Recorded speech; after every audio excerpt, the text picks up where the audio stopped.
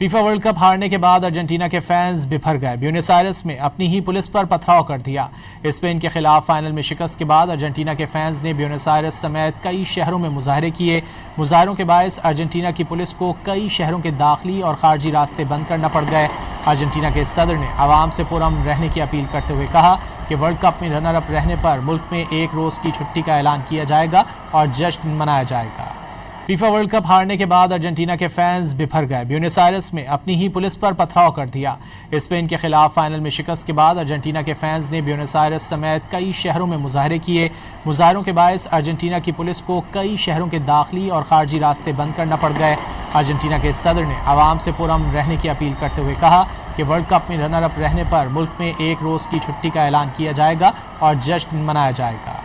FIFA world cup हारने के बाद अर्जेंटीना के फैंस बिफर गए। ब्यूनस आयर्स में अपनी ही पुलिस पर पथराव कर दिया।